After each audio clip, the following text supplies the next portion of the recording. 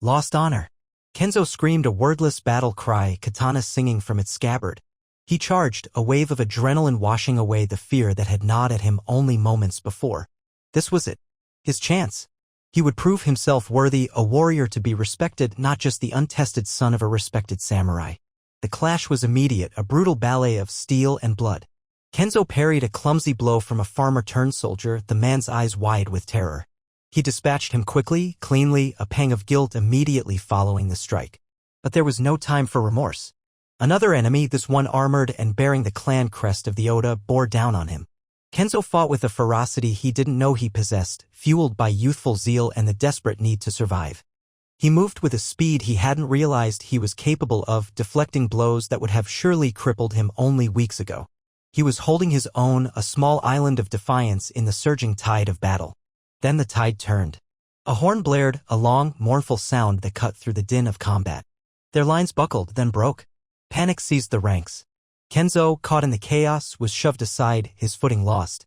He stumbled, regained his balance, and looked around, desperate to find his unit, his father. But all he saw was a swirling mass of fleeing soldiers and pursuing enemies. He called out, his voice lost in the roar of battle. He pushed forward, only to be met by a wall of retreating men. A horse, riderless and wild-eyed, slammed into him, sending him sprawling. When he finally managed to stand, bruised and disoriented, he was alone. The battlefield stretched before him, a horrifying landscape of the dead and dying.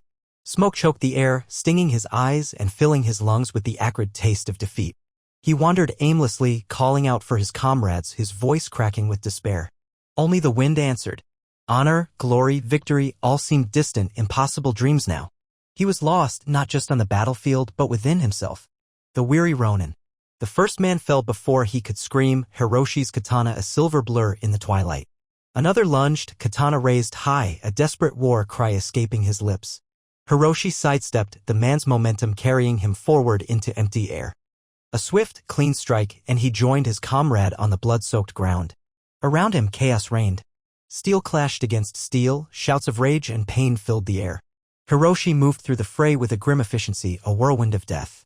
Each strike was precise, economical, devoid of emotion. He felt nothing, not even the familiar thrum of adrenaline. Just a hollow ache in his chest, a weary acceptance of the endless cycle of violence. He paused, catching his breath, and watched a young samurai charge into the thick of the battle, his face alight with a naive fervor.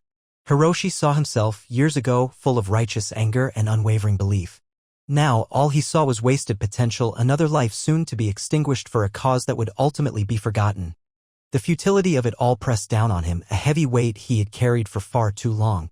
He spat on the ground, the metallic tang of blood coating his tongue. He was tired, bone-tired of the endless slaughter. A stray arrow whizzed past his ear, snapping him back to the present. More men were approaching, their eyes burning with hatred. Hiroshi sighed, a sound lost in the din of battle. He gripped his katana tighter, the cold steel a familiar comfort. He was a Ronin, a masterless samurai, bound to no lord, driven by no cause. Only the sword and the grim necessity of survival. He moved forward once more, a solitary figure against a tide of rage, the weariness etched deep into his soul. An act of mercy. Kenzo faltered, his sight swimming.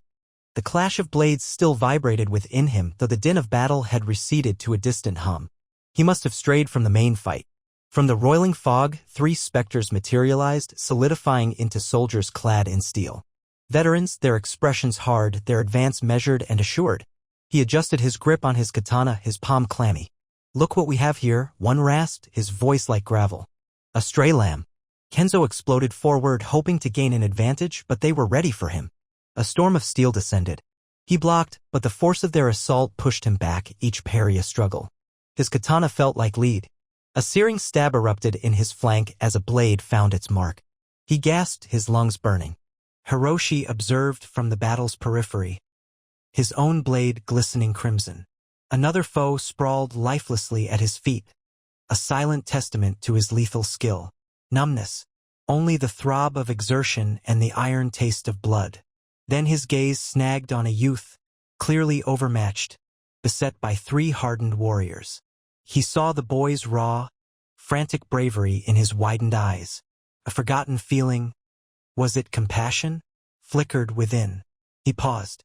What difference did one more casualty make in this carnage?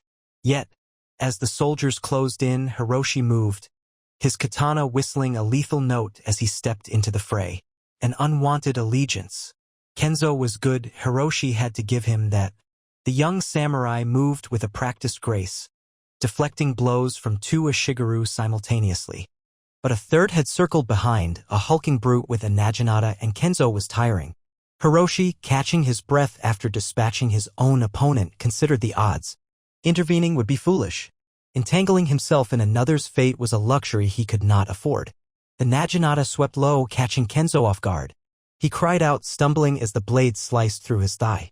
The two Ashigaru pressed their advantage, their spears jabbing with renewed vigor. Hiroshi cursed under his breath. He was a fool but not a monster. He moved in a blur of motion, his katana singing a deadly song. The first Ashigaru fell with barely a whimper, the second a gurgling mess. The brute with the naginata fared no better, his weapon clattering to the ground as Hiroshi's blade found its mark. Kenzo, pale and clutching his leg, looked up at Hiroshi with wide, grateful eyes. "You saved me, Ronin Dano. I owe you my life." He struggled to his feet, bowing deeply. "I am Kenzo of the Oda clan.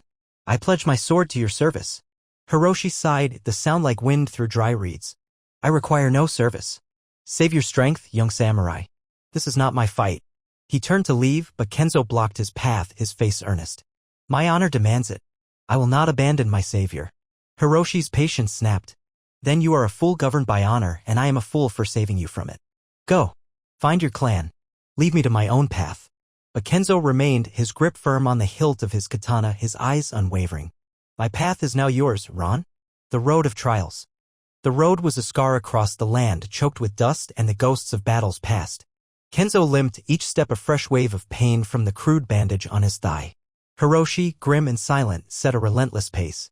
He offered no words of encouragement, no concessions to Kenzo's injury. Only the promise of food, hours distant if they reached the abandoned shrine before nightfall. "Rest." Kenzo gasped, his voice raspy. Hiroshi stopped abruptly, turning. "Survival demands endurance. Complaining does not." He tossed a water skin. "Drink. Conserve."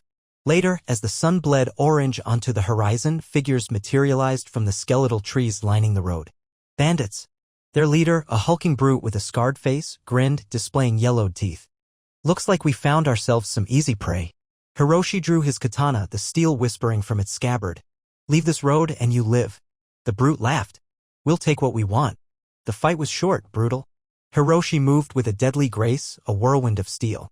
Kenzo, despite his injury, fought with a desperate ferocity, his borrowed wakizashi a blur. He managed to disarm one bandit before collapsing, a searing pain in his leg. Hiroshi dispatched the remaining two with swift, decisive strokes. Afterward, as Kenzo leaned against a gnarled tree, catching his breath, Hiroshi tossed him a whetstone. "Sharpen your blade.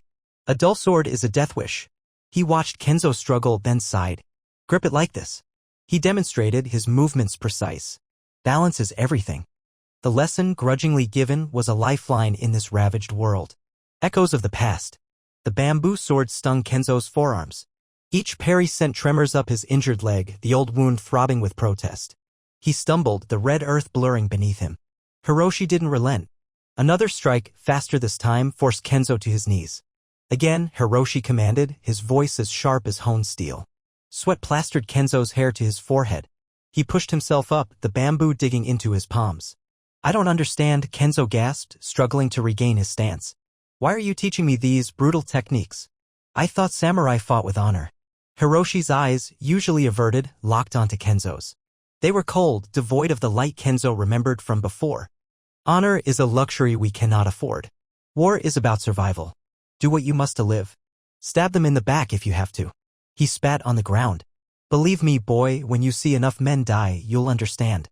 Kenzo shook his head, frustration warring with exhaustion. "There has to be more to it than that. Than just killing." He struggled to his feet, gripping the bamboo sword tighter. "We fight for something, don't we? For our clan, for our people." Hiroshi scoffed. "You still cling to such childish notions. What clan? What people? They're all the same, Kenzo. They use you, then discard you." He raised his own sword. "Now, are you going to fight, or are you going to bleed out on the dirt? A village in need." The stench hit Kenzo first, a cloying mix of decay and desperation that clung to the air like a shroud. He stumbled, his injured leg throbbing in protest as they crested the hill and saw the village. Or what was left of it. Huts were burned, their skeletal remains clawing at the sky. Gaunt figures moved amongst the ruins, their eyes hollow pits in faces etched with despair. Hiroshi stopped beside him, his face grim. Bandits, he stated, the word a flat, hard stone. A young woman emerged from the shadow of a shattered building, her eyes narrowed, assessing them with a sharp intelligence that belied her threadbare clothes. She held a crude wooden spear, its point wavering slightly but resolutely aimed at them. A small boy, no older than 5, peeked from behind her leg, clutching her skirt. "What do you want?" she demanded, her voice rough but firm. "We have nothing left to steal." "We are travelers," Kenzo said, his hand raised in a gesture of peace. "We mean you no harm." He saw the distrust in her eyes. "My name is Kenzo, and this is Hiroshi." "What is your name?" "Aiko," she replied, her grip on the spear tightening. "And this is my brother, Rin." Kenzo looked at Hiroshi, then back at Aiko. We could spare some rice. And perhaps help rebuild." Hiroshi's hand clamped onto Kenzo's arm, his grip like iron. "We have a mission, boy. We cannot afford to be delayed." Aiko's eyes flashed. "So, you'll just leave us to rot?" Kenzo shook his head, his gaze fixed on Aiko's desperate face, then on the silent, watchful child clinging to her leg. "I won't," he said, his voice firm despite the pain and exhaustion that gnawed. The raiders' attack. The shriek tore through the morning calm, a war cry twisted with malice. Before Kenzo could fully register it, the ground trembled. Horses, many of them, thundered into the village square, scattering chickens and sending villagers scrambling. "Raiders," Hiroshi cursed, his hand already on the hilt of his katana. "We leave, now." Kenzo ignored him, limping towards a woman huddled behind an overturned cart. A child clutched to her chest. "Go." She glared at him, suspicion hardening her features. "Go away. We don't need your help." But help was needed. A raider, face painted with charcoal streaks, yanked a man from his doorway, his laughter a brutal counterpoint to the man's desperate cries. Kenzo grabbed a discarded farming tool, a heavy, blunted hoe, and charged. The hoe connected with the raider's back, sending him sprawling. He roared, scrambling for his sword. Others descended, a whirlwind of steel and fury. Hiroshi, despite his earlier protests, was a blur of motion, his katana singing as he cut down 2 attackers in swift succession. He moved with lethal grace, a stark contrast to Kenzo's clumsy, desperate swings. Aiko, seeing Kenzo falter, threw a rock, hitting a raider square in the face. He turned, eyes blazing with rage, and raised his sword. Too slow, Kenzo thought, bracing for the blow. Pain exploded in his side, not his front. Hiroshi had thrown himself in front of Kenzo, intercepting the blade. The raider wrenched his sword free. Hiroshi staggered, a crimson stain blooming across his chest. He met Kenzo's gaze, a flicker of something unreadable in his eyes, before collapsing. The village dissolved into chaos. The warrior's heart. Kenzo limped, each step a sharp reminder of his wound, but the sight of the raiders, their faces twisted in cruel anticipation, spurred him onward. Hiroshi, his face a mask of grim resolve, fought back-to-back with a farmer wielding a pitchfork. Aiko, huddled with a terrified child near the well, watched with wide, fearful eyes. "Enough hiding." Kenzo roared, his voice surprisingly strong. "This is our home. Are we samurai to let dogs defile it?" He grabbed a discarded naginata, its blade gleaming menacingly. "Fight with me." A few hesitated, but the desperation in Kenzo's voice, the fire in his one good eye, sparked something. A farmer picked up a fallen sword. Another grabbed a length of sharpened bamboo. Even Aiko, handing the child to an older woman, began gathering stones. Kenzo charged, the naginata a whirlwind of steel. He remembered Hiroshi's teachings, balance, precision, exploiting weakness. He ducked under a clumsy swing, thrusting the naginata into the raider's unprotected side. The man crumpled. Hiroshi, seeing the opening, dispatched his opponent with a swift strike, but a second raider seized the opportunity, plunging a katana deep into Hiroshi's abdomen. Hiroshi staggered, his grip loosening. Kenzo roared in fury, deflecting a blow aimed at Hiroshi and disarming the attacker with a swift, practiced movement. The villagers, emboldened, pressed forward, a wave of makeshift weapons against hardened steel. The raiders, surprised by the ferocity of the resistance, began to falter. Soon, they broke, fleeing into the forest. Kenzo knelt beside Hiroshi, his face etched with worry. Hiroshi coughed, blood staining his lips. You fought well, Kenzo," he rasped, his voice weak. "Better than I could have hoped." He looked up, a flicker of pride in his eyes. "You are a warrior, Kenzo. And a leader."